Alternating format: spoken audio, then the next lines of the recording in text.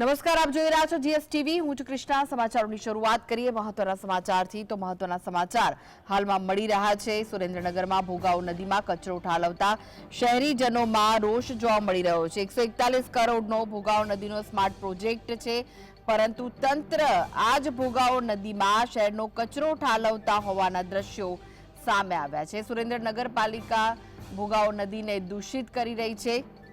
જિલ્લાનો સૌથી મોટો ડ્રીમ પ્રોજેક્ટનો નકશો તૈયાર થઈ રહ્યો છે, ત્યારે શહેરનો ઘન કચરો અને રોડ રસ્તા ન ચાલતા કામોના કચરા ભોગાવો નદીમાં ઠાલવવામાં આવતા શહેરીજનોમાં રોષ જોવા મળી રહ્યો છે।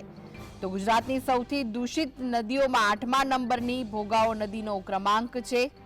ભોગાવો નદી ઉપરથી પસાર થતા સમયે મોઢે રૂમાલ રાખવો પડે તેવી પરિસ્થિતિ સર્જાઈ છે।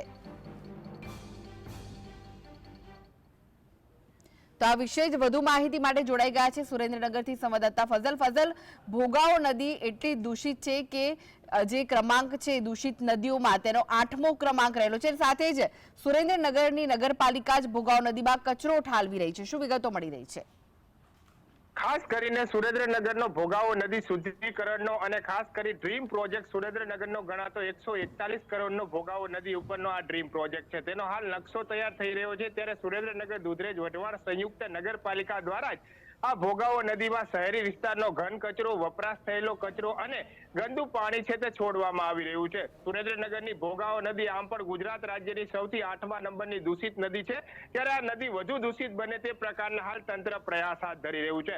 એક તરફ દર વર્ષે ભોગાવો નદીની શુદ્ધિકરણ પાછળ તંત્ર દ્વારા કરોડો રૂપિયાની ગ્રાન્ટો ફાળવી દેવામાં આવી છે, અને તે ગ્રાન્ટો ક્યાં જાય છે તેની તો કોઈ અત્યાર સુધીમાં ખબર પડી રહી નથી। ત્યારે બીજી તરફ નગરપાલિકાના સત્તાધીશો, ચૂંટાયેલા આગેવાનો શહેરી વિસ્તારમાં રોડ રસ્તાના જે કામો ચાલી રહ્યા છે તેના કામોનો કચરો પણ ભોગાવો નદીમાં ટ્રેક્ટર મારફતે ઠાલવતા હોવાનું હાલ સામે આવ્યું છે। શહેરનો ગંદકીનો કચરો પણ ભોગાવો નદીમાં ઠાલવવામાં આવી રહ્યો છે। હાલ સુરેન્દ્રનગરની જે મુખ્ય ગણાતી ભોગાવો નદી છે તે 3 શહેરોને જોડી રહી છે। તે ભોગાવો નદી ઉપરથી પસાર થવું હોય તો લોકો અને વાહન ચાલકોને મોઢે રૂમાલ રાખવો પડે તે પ્રકારની પરિસ્થિતિનું નિર્માણ થયું છે। ખાસ કરીને ભોગાવાના કાંઠે આવેલા જે ઘરો છે, મકાનો છે, ત્યાંના લોકો માંદગીના સાપડામાં પણ હાલ સટવાઈ ગયા હોય તેવું હાલ સ્પષ્ટપણે લાગી રહ્યું છે। સુરેન્દ્રનગર દુધરેજ વઢવાણ સંયુક્ત નગરપાલિકા દ્વારા જ આ પ્રકારના છે તે ભોગાવો નદી દૂષિત બને તે પ્રકારના કૃત્ય કરવામાં આવી રહ્યા છે। ત્યારે પ્રદૂષણ વિભાગ અને નગરપાલિકા આ મુદ્દે મૌન સેવી રહ્યા છે। જ્યારે અધિકારીઓને આ બાબતે પૂછવામાં આવતા તે પણ ઉડાવ જવાબ આપતા હોવાનું હાલ સામે આવી રહ્યું છે। ત્યારે ઉલ્લેખનીય છે કે સુરેન્દ્રનગરનો જે ભોગાવો નદી આવેલી છે તેની બાજુમાં રિવરફ્રન્ટ આવેલો છે। ત્યારે આ રિવરફ્રન્ટ ડેવલપિંગ માટે 141 કરોડનો પ્રોજેક્ટ છે તે વઢવાણ ધારાસભ્ય જગદીશભાઈ મકવાણા દ્વારા સરકારમાં મૂકવામાં આવ્યો છે, અને હાલ તેનો નકશો તૈયાર થઈ રહ્યો છે। બીજી તરફ આજ રિવરફ્રન્ટના કાંઠે આવેલી ભોગાવો નદી છે ત્યાં તંત્ર અને નગરપાલિકા દૂષિત પાણી છોડી રહી છે, જેને લઈને શહેરીજનોમાં પણ કંઈક ના કંઈક પ્રકારે રોષ ફઝલ, દૂષિત પાણી છોડવામાં આવી રહ્યું છે, કચરો ત્યાં નાખવામાં આવી રહ્યો છે, એટલે તંત્ર જ આ કામગીરી કરી રહ્યું છે। શું તંત્ર નથી ઈચ્છી રહ્યું કે ભોગાવો નદી સ્વચ્છ થાય? ખાસ કરીને ગુજરાત જ્યારે નદીઓનો સર્વે હાથ ધરવામાં આવ્યો ત્યારે રાજ્યની સૌથી પ્રદૂષિત નદીમાં સુરેન્દ્રનગરની ભોગાવો નદી સામેલ થઈ ગઈ હતી, જેનું એકમાત્ર કારણ એ છે કે ભોગાવો નદી છે ત્યાં કેમિકલ યુક્ત કારખાનાઓ અને ઉદ્યોગો દ્વારા પાણી ઠાલવવામાં આવી રહ્યા છે। બીજી તરફ નગરપાલિકા દ્વારા શહેરી તે ભોગાવો નદી બનાવવામાં આવ્યું છે।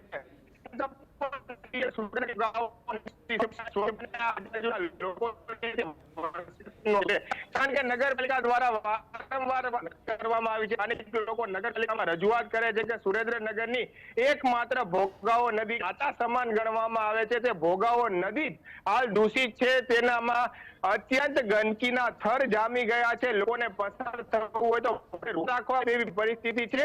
ત્યાં આ અંગે યોગ્ય વિચારણા કરીને ગ્રાહકમાં આવી રહી છે, તેનો યોગ્ય ઉપયોગ કરવામાં આવે અને શુદ્ધિકરણ કરવામાં આવે, પરંતુ ખરા અર્થમાં તો તંત્ર ભોગાવો નદીને દૂષવામાં જાણે વ્યસ્ત બની ગયું હોય તેવું લાગી રહ્યું છે। ડમ્પિંગ સ્ટેશનો માત્ર નાના બની ગયા છે, કારણ કે કચરો પણ ભોગાવો નદીમાં નાખવામાં આવે છે, બિન ઉપયોગી વસ્તુઓ પણ ભોગાવો નદીમાં નાખવામાં આવી છે। ત્યારે હવે ખરા અર્થમાં ભોગાવો નદી ઉપર જે 140 કરોડનો ડ્રીમ પ્રોજેક્ટ ચાલી રહ્યો છે ખરા અર્થમાં સાર્થક જરૂરી બની છે, અને તંત્ર પણ હવે આ બાબતે જાગી અને ભોગાવો નદીમાં જે ઠાલવાતો કચરો છે તે બંધ કરે અને જે ઉદ્યોગ જી જી જી જી જી આભાર ફઝલ સમગ્ર માહિતી આપવા